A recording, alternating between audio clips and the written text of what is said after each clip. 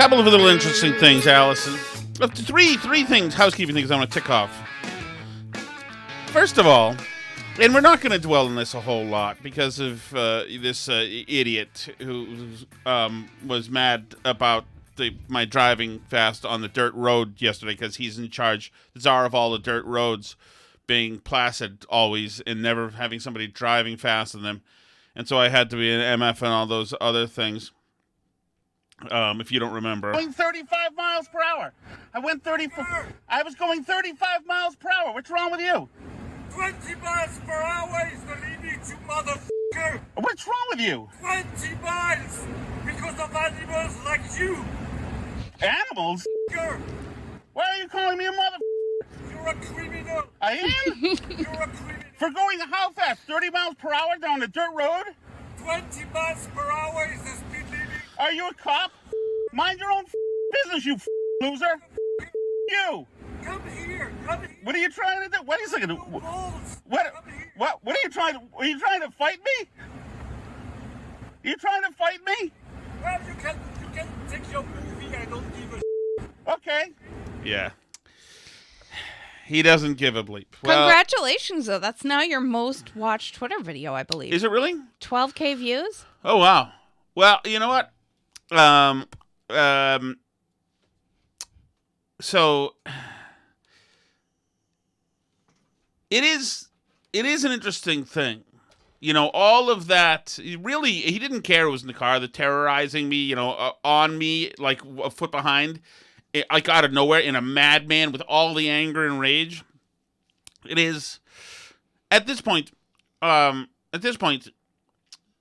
obviously, he's on video. I don't know if you can zoom in and even see him. Can you? No, not really. I mean, that's why I think this was like totally safe to post on social media because like we didn't name and shame anybody. He's really not very identifiable unless you. I mean, probably if you know who the guy is, like if you're friends with him, then you would recognize him. Absolutely, absolutely. But it's not like when he was right behind me, man. You could see that face right there. That's how I knew when we found it on social media. That, yeah, like, that's the guy. But for the record, like we did figure out who this guy is, and we did actually end up filing a police report. They said they were gonna pay him a little visit and talk to him about how he reacts to traffic situations. And the other thing is that because we stress very much, like we don't want to like ruin this guy's life or get him in trouble. I thank you very much. Okay.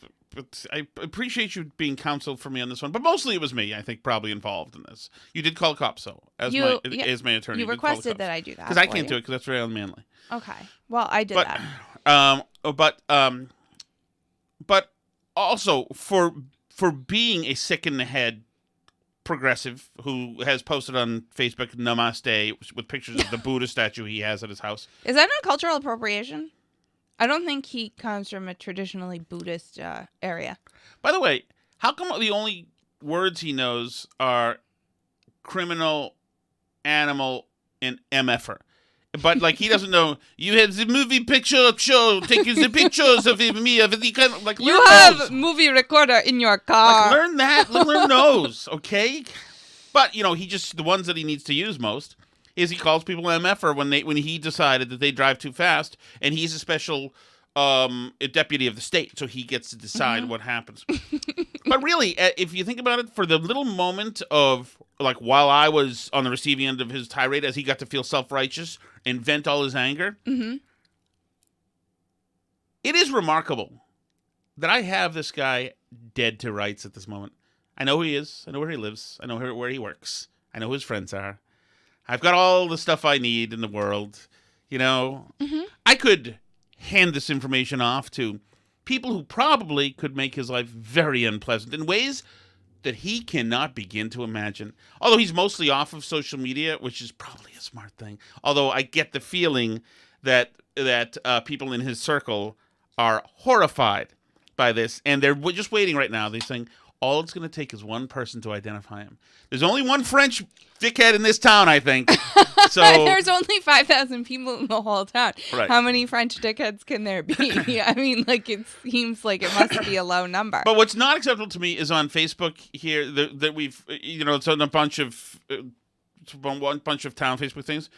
People saying a pretty awful exchange on both sides, or pretty tough to hear. both people are... Wow, those are a lot of F words I can't unhear. Well, no, hold on. It's like, what do you mean exchange? I had the psycho tailing me. I had the psycho calling me an MFer. Like, at some point, I stopped just taking it and started to give it back. And so there's no exchange. One person was the aggressor here. He is Putin who attacked Ukraine. Ukraine did a good job of repelling Putin, but Ukraine doesn't... No. I'm not taking this whatsoever. Well, and by the way, let me tell you one more thing. Okay. And this is what people should know. And my brother knows this about me.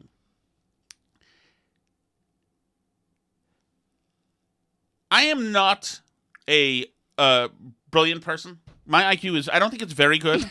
I started to take an IQ test online like in 1999 and like backed way out of it and like closed the computer down because I was so angry that I didn't know any of the questions. But I am smart in a way that I'm smart. And I am smart in a way that I am smart where my kind of smart is a prime fit for vengeance. It really is. I can be a conniving, meticulous, evil, effective, to use my friend's words, motherfucker, when I want to be. Now, I'm not often, because nothing rates so often, but I would just let Frenchie know. I don't know, nobody has to let anybody know that I have things going on in my life, etc., but I could make things very unpleasant for him. Very unpleasant. If I devoted any time to think about how to do it. I've got all the pieces I need. Lawyer Alice just wants to add that Tom doesn't mean in any ways that are in any way illegal or ethically wrong at all. And no vigilantism. No. But I'll just leave it right there to say that I'm in a particularly privileged catbird seat right now. And so my little French friend, I would suggest that he make some kind of statement. That's what I would suggest. You think he should own it on social media? I think he should make some kind of statement. I would highly suggest that. And I'll just put that there. I'm going to go on with my life now. A few other people in the comments knew who it was, too, because he's accosted them also. So this is Exactly. This was not a one-off with this guy. Exactly. And I'm not a vigilante, etc. And I'm not into anything like that. But no one has cornered the market on accosting. I'll just say that. That's it. All right. And also, don't go on Facebook and tell me that it was a bad exchange. There was no exchange. It was a effing psycho and then me. Well, my favorite part is people saying, like, not, like, because a few people wanted to know who it was, like, said in the comments, like, we should name this guy and shame him. And, like, we didn't really, like, respond to that at all, just because we're not trying to do that. But, like, there were some people who very quickly jumped on those comments and were like, no, let's not try and shame anybody on social media. Yes. And like a little bit quickly, which I thought was kind of funny because there are definitely people in this town who know that. I mean, you can't not, this town is too small. Yes, and a lot of those people are sort of saying, listen, we need to really step back here, and maybe this isn't the way we do it. Maybe we shouldn't have these conversations. A lot of those people don't seem to know that I know that they're his friend. But I know. Mm-hmm.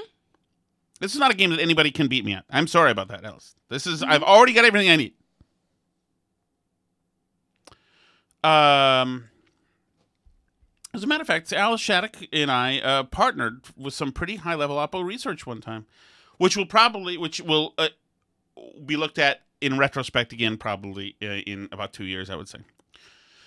I don't think we need to involve ourselves in that, though. I worked pretty hard to make sure that our fingerprints were not on that. I understand, but Okay. but by being at the Herald or whatever, it was always something that we were up to. People are always handing stuff off to you. So, okay, now that I get the hateful part out of the way. Okay. It's very possible we're on the precipice of of being a part of a sponsor for the radio for weight loss. So Are you allowed to talk about this yet? Not You're yet. right? Okay, so no. Don't Not yet. spoil anything. But I will just say no because I want to say because I had a good I just had a talk with somebody who was representing today, and I thought it was interesting because he said, well, as far as drinking goes, while on this program, he said, yeah, essentially it's all that your hard stuff you can have. You can have like you can have a scotch and soda, or you can have like a martini or a bourbon neat, whatever. But it's not the beers, this and that. And he said, well, for me, that's better too because because he had taken. He said because like with all the sugary beer, I found that my hangovers were much worse anyway. So, and I'm thinking like, wait a second, were you actually getting a hangover from a beer, or compared to the hangover you don't get from a vodka soda?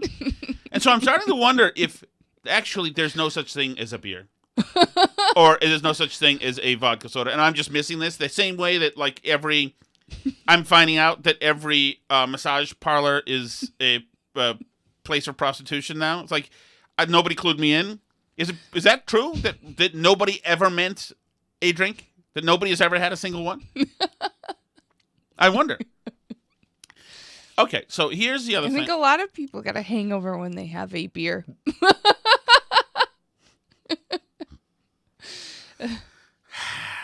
Okay, and the other thing is, oh yes, like here's a little inside baseball. A cool thing about having a radio job, even though for the way radio's going, in AM radio, whatever, we're shutting the lights out slowly. Some places slower than others. My station's doing all right. But you just know how to pick them between the newspapers and the AM radio. You really. Absolutely. Any stock picks? Yeah, I'm gonna get into GameStop. I'm gonna.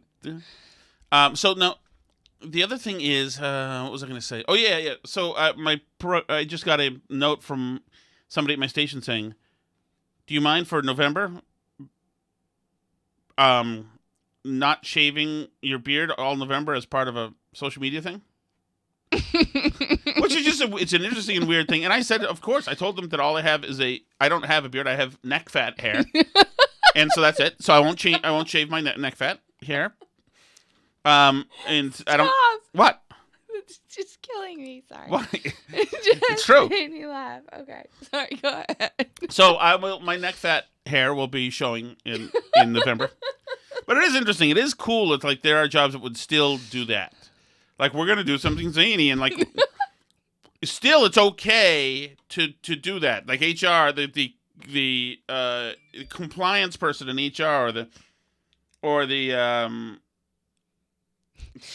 it is true. Like working in a dyeing industry, you do get less of that stuff, I think, than if you work at like a Silicon Valley company where everything's going well. There's like more BS happening.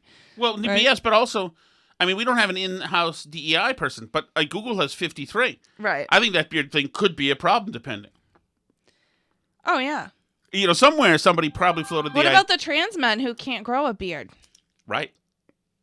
Do you think maybe somebody threw out the idea of everybody doing dreadlocks, and how long did that last? Although, you know what? I always was personally offended by white people with dreadlocks for years in the 90s. But it wasn't. But yeah, but it was like there were some people, like when I started college, there was a white chick who had like huge dreadlocks, and like people thought that was like really cool and like edgy, right? And whereas like now you really can't be a white person with dreadlocks because that's bad and cultural appropriation. I mean, like I know people who literally get mad over people that come back from the Caribbean with their hair in braids, even though like I'm pretty sure that that's still a thing. Yeah. And I'm pretty sure that the people that you're paying to put your hair in those braids are the people involved in that cultural practice. Right. So it should by all rights be okay. But I mean, I do know people who get upset and think like white people should never have their hair braided or whatever. But yeah, like when I was in college, it was certainly that was probably like 2006-ish, and that was still like you could borrow stuff from other cultures and that was like cool and awesome and not bad, right? Like people, when I was in high school, that there was sort of that phase of like the kimono style stuff being in Kimono, style. but yes. Kimono? It's kimono. Kimono? Just, yeah. Okay. Kimono style stuff was like kind of in style for a while, so people had those kind of tops that like went up to the side and with the high collar and stuff. That was like kind of in. Remember in the late 90s, early 2000s, that was like a thing that was out there. You know, and there was like people, like white chicks would get their hair braided or do dreadlocks, and it was sort of edgy and like, but it was you know, a thing that existed that people still thought was cool to do that stuff instead of like bad and evil. Well, that's back when, you know, it was edgy, but edgy against the right people, like your parents. Like, really? You have such pretty hair, Charlotte. Why are you doing that? Whatever, Mom. You go to the patriarch. You know?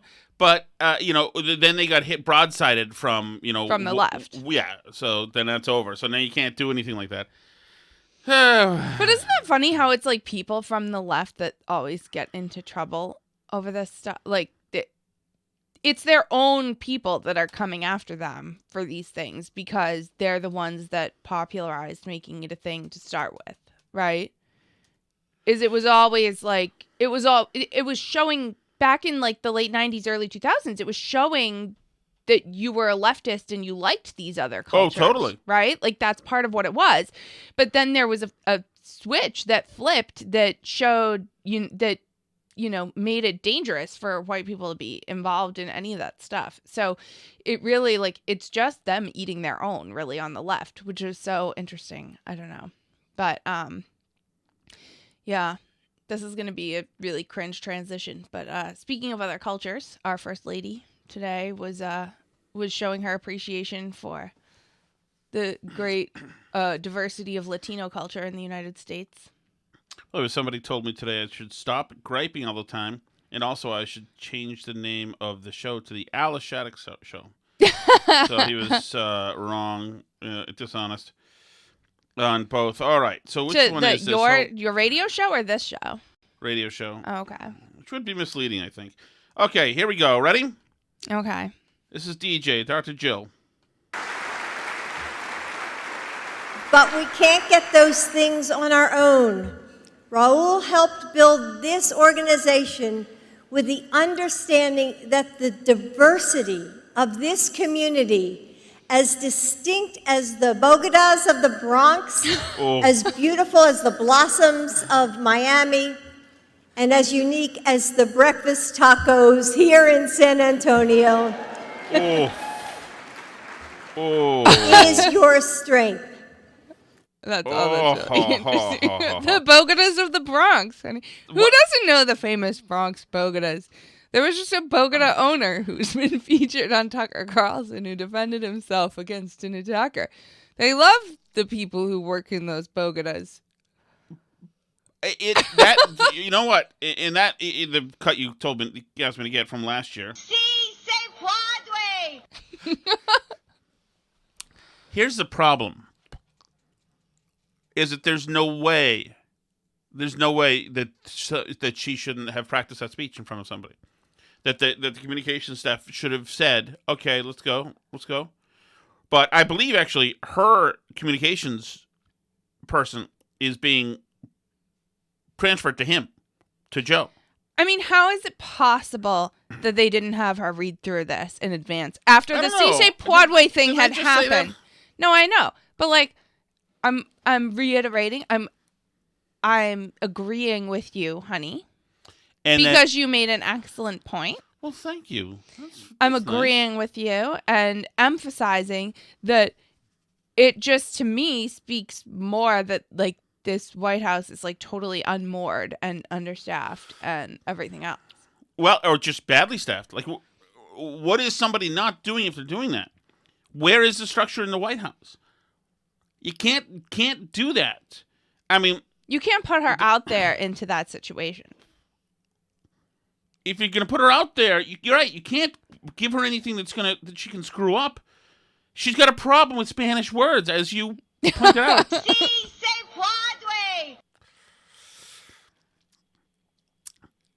This and bring up breakfast tacos and Boe-Deh-Gaz. Well, you got this Hispanic woman. people are as You got this unique woman as who's breakfast tacos. Like, Right. How do you say that with a straight face? Who wrote this speech? First of all, because I want to have a conversation. But with she them. knows how to say Latinx, I bet. And I so, mean, what do you maybe. think? Who knows? Of course, she does. She knows Latinx. She knows all the woke stuff. But for the majority of Hispanics in this country, Hispanic Americans, they're not interested in any of this horse bleep. They're not interested in Cise Padway. They're not interested in her talking about breakfast tacos, and certainly her talking about Boe-Deh-Gaz. Boe-Deh-Gaz, actually. She Boe-Deh-Gaz. didn't- Yeah. I mean, this is... I mean, could you screw this up worse, possibly, than having this clip go viral right now at a time when the Biden White House is struggling with Hispanics and the New York Times is printing pieces about the rise of the far-right Latina, about these dangerous, ultra MAGA, scary Latino women who are running for Congress along the southern border, and they're screwing up the entire border crisis, and Hispanics are fleeing the Democratic Party in record numbers. You're going to send Dr. Cise Padway out there to just twist in the wind with words that she can't pronounce. I mean, first of all, it boggles my mind that anybody now, after the bodega discourse that we've had over the last few years, like on Twitter, I've seen nothing except crap about bodegas, realistically, right? Like, because there's been all the talk about how bodegas are this big institution and like they're so much better than anything you can get elsewhere in the country. I mean, they're basically convenience stores, but whatever. Like the people. No, but I actually do kind of agree. They've got cool, like Mexican Central American stuff that that you so, find. but this has been like an ongoing debate on Twitter, like because people in New York like to feel that they have something that's like, better than the rest of the country. I know the guy's name too. It's we have Juan, these and he's amazing there, and bodegas. he's You haven't really even excellent. shopped until you've like shopped at a Right. bodega. Remember Andrew Yang did a campaign video in a bodega and a bunch of people criticized it because the bodega was like too nice. They were like, that's not a real Can you imagine bodega. working in a bodega, being like a Mexican American working in a bodega, and having a bunch of condescending Park Slope, Brooklyn people come in and then like use condescending Spanish, like Eddie, our friend, he called it. What did he call it? What's that when you go social services Spanish? Mm-hmm. What's that called? Is it social services, right? Is that Yeah, I think he called it something like that. what's the major you take if you want to go help people for a living?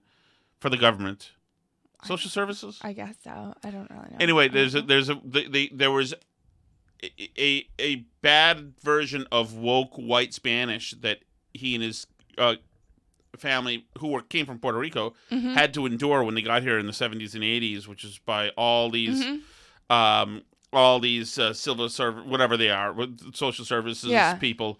Upscale white women essentially. You, in fact, knew someone who would talk to this friend yes, of yours. Yes, talk to my friend like this. And give him the wrong name, like what they assumed his name was Exactly. in Spanish It was when so- that wasn't his name. We loved to rib him, so we would laugh about it, but he refuses to ever engage to somebody who is, what's it called? It's not social services. I don't know. I don't remember what he called it. No, if you're a healthcare worker kind of for the state, you're what's that called? I don't remember what he called Come it. on. I don't remember. Social worker? Yes. Social worker English. Spanish? Or social worker Spanish. That's what it was. Mm-hmm.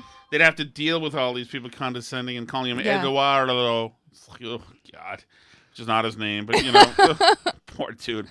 But you know what? F Eddie, because he laughed when it was Secretary's Day, and I was working at the front desk of Entercom in Boston, and flower deliveries kept coming to all the secretaries, and I was like, no, can't do it. Can't. In the name of God, tell me I'm not getting flowers. In the name of God. Did I tell you about this? No, I don't think so. So I was at Entercom in Boston. This is almost 20 years ago now, and I had gotten the job at the front desk as a front desk receptionist. It was I wanted to get into radio. It was the only way I could get in. The only thing I get hired for. I had applied as for producer before, but I had been a concierge, and they rightfully threw my applications away. So I got the job as the receptionist, and I'm already I'm 31 at this time. I'm like, oh my God, what have I done?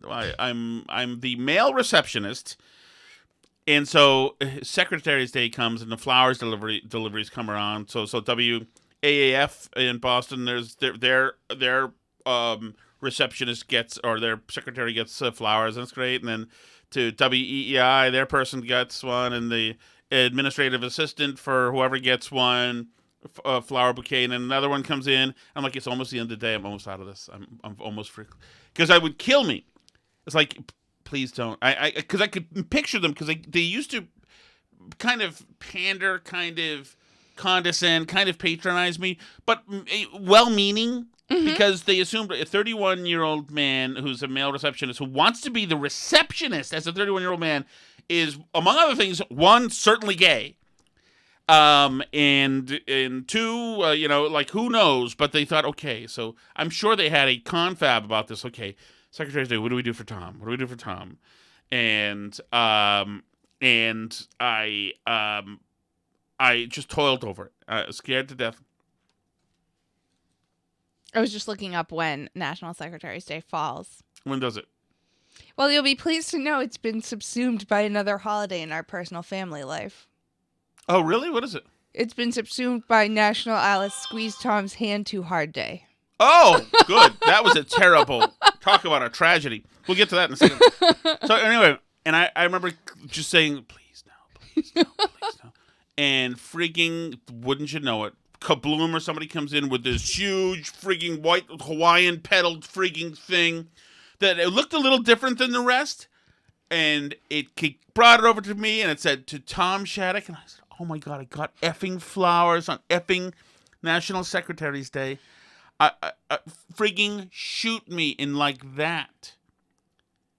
The market manager, Julie Kahn, came out of her office. Tom, wow, those are beautiful, and they're so masculine. Oh, the patronizing was full on, and I was like, and I was so horrified and dying inside that I like texted or sent a picture to those guys or whatever, or there was no sending pictures, and I let them know, and I could feel all of my brother and Eddie and all those guys laughing, enjoying every second of this. Those are so masculine. Well, you'll be pleased to know that that's now a criticism that woke people are making of National Secretary's Day, which has been renamed National Administrative Professionals Day. Right. And is that because, like, people give flowers on it, that those gifts are too feminine, and that like, assumes that more women are secretaries, which is sexist. So, well, let me tell you one thing. If when I got that thing, because I didn't need the solid reminder that I had taken an odd career move in my life at 31 years old, and there was no guarantee I was going to get into radio as the receptionist. There's very few people go from guy who's good at sending FedExes to producer, and when those flowers came in, I got them, and I thought, that's it. That's the true marker of where I am. Let me tell you one thing. Had there been a 9mm pistol in my desk drawer, that would have been opened, and over the kabloom personalized note about how I'm so awesome as the male receptionist, there would have been a blood spatter, and my pain would have been over. So that was my National Secretary's Day, which was subsumed by Alice Squeezing the Hand Day. Would you like to tell people more about that? I'll let you fill people in on that. I think people want to hear about this important event from you. Up at a health facility in Beverly, Massachusetts, in 2015, was it? 13. And while I was doing my duty trying to help my wife, who was, for one reason, a reason that is not relevant to this case, who was feeling unpleasantness, she turned my hand, Alice. No, I'm telling the story. I'll bring in all important facts, all necessary facts. I'll bring in. Okay, I'll stop stepping on you. And so she turned my hand like this and squeezed it and broke my hand with all of her might, the might of 7,000 silverback gorillas. It was terrible. And that is what happened. Did you just say that I have the strength of 7,000? You did at that moment. You did at that moment. And I'm not sure whether or not I should be offended by that. It was an unprovoked attack and assault on me, and it was hurtful, And that is what that day has become to me. And that is all the context anybody needs. Are you sure? Yes, I'm sure. Are you sure? Do you want to tell people anything that I was doing at the No, time? I want you to meet somebody who I'm leaving you now. Finally, after this life of abuse, Alice, I'm leaving you because I've got a new wife. Did you realize that? Alice? Go ahead. I've got a new wife. Let's see if I can get this going here.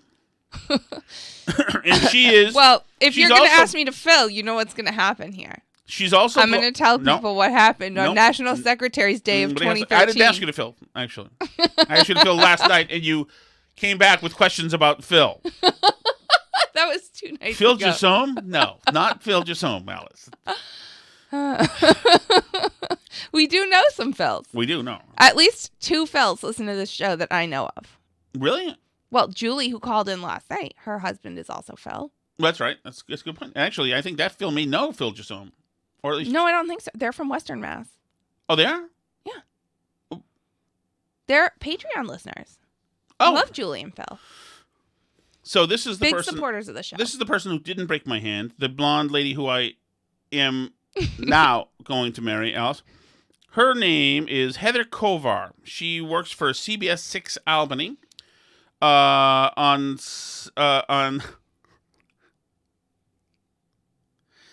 Heather Kovar was okay. This is after appearing disoriented during the TV's station's Saturday evening broadcast, and this is my new girlfriend and fiance, Heather Kovar.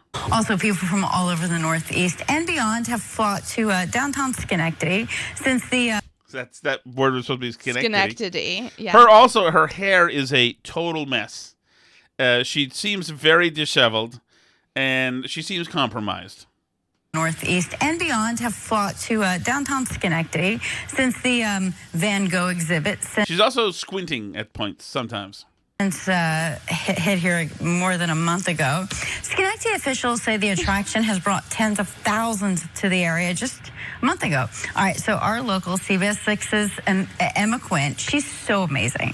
And she spoke with local businesses and as well as Discover Schenectady about the Discover impact that it's bringing to downtown. Man, she has to go to the one block with a lot of S words, unfortunately for her. On Schenectady. Over 15,000 people.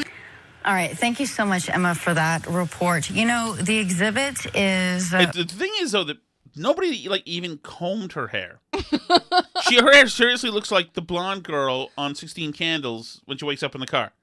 I mean, are we judging?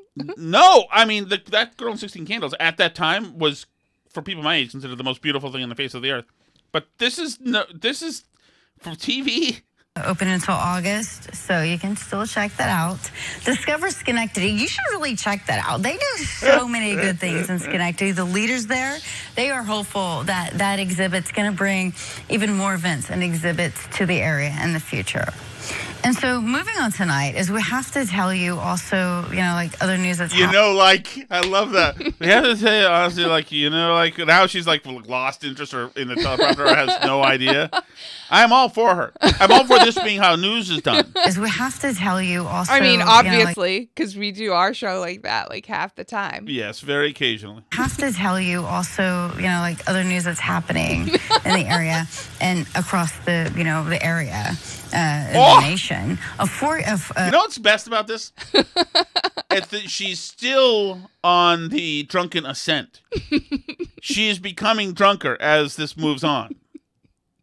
And across the, the area, in the nation, let me tell you about this. A 4-year-old girl is actually dead. Another man is clinging to life after shooting in Ohio. Oh, that's really bad. That's really bad. Stop. Oh no. Oh no. That's terrible. Oh, yeah. You know what? I'm there, but for the grace of God. Neither you or I, thankfully, have ever tried to produce any type of news content. Correct. While under the influence of anything. So safe there. Thank goodness.